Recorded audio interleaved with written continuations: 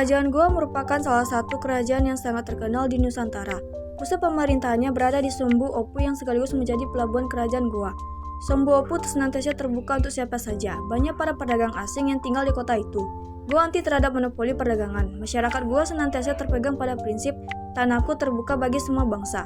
Tuhan menciptakan tanah dan laut. Tanah dibagikan untuk semua manusia dan laut adalah milik bersama.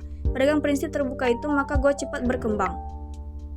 Pelabuhan Sumbu Opu memiliki posisi yang strategis dalam jalur perdagangan internasional.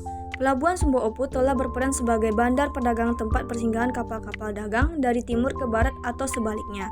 Dengan melihat peran dan posisi yang strategis, VOC berusaha keras untuk dapat mengendalikan Goa dan menguasai pelabuhan Sumbu Opu serta menerapkan monopoli perdagangan. Berbagai upaya untuk melemahkan posisi Goa telah dilakukan. Contohnya pada tahun 1634, VOC melakukan blokade terhadap pelabuhan Sumbu Opu, tetapi gagal karena perahu-perahu Makassar yang kecil lebih lincah dan mudah bergerak di antara pulau-pulau yang ada. Kemudian kapal-kapal VOC merusak dan menangkap kapal-kapal pribumi maupun kapal-kapal asing lainnya. Raja Goa Sultan Hasanuddin menentang ambisi VOC yang melaksanakan monopoli di Goa. Beberapa benteng pertahanan mulai dipersiapkan untuk menghadapi VOC. Beberapa sekutu Goa mulai dikoordinasikan semua mempersiapkan untuk melawan VOC. Sementara itu, VOC juga mempersiapkan diri untuk menundukkan Goa. Politik divide in empire mulai dilancarkan. Misalnya, VOC menjalin hubungan dengan seorang pangeran Bugis dari Borneo yang bernama Aru Pelaka. VOC begitu bernafsu untuk segera dapat mengendalikan Goa. Oleh karena itu, pemimpin VOC, Gubernur Jenderal Moshekur, memutuskan untuk menyerang Goa. Dikirimkanlah pasukan ekspedisi yang berkekuatan 21 kapal dengan mengangkat 600 orang tentara. Mereka terdiri atas tentara VOC, orang-orang Ambon, dan juga orang-orang Bugis di bawah Aru Pelaka.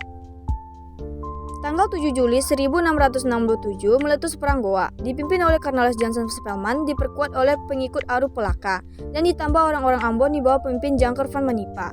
Kekuatan VOC ini menyerang pasukan Goa dari berbagai penjuru. Beragam seragam VOC berhasil ditahan oleh Hasanuddin.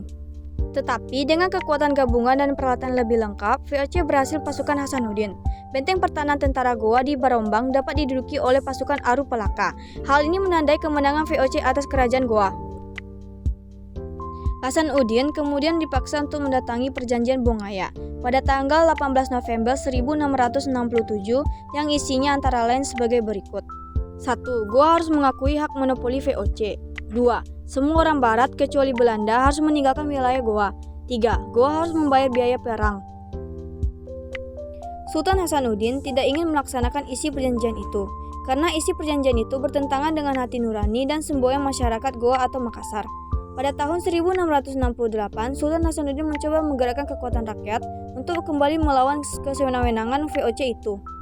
Namun perlawanan ini segera dapat dipadamkan oleh VOC. Dengan sangat terpaksa, Sultan Hasanuddin harus melaksanakan isi perjanjian Bongaya. Bahkan benteng pertahanan rakyat Goa jatuh dilaksanakan pada VOC. Benteng ini kemudian oleh Spelman diberi nama Benteng Rotterdam.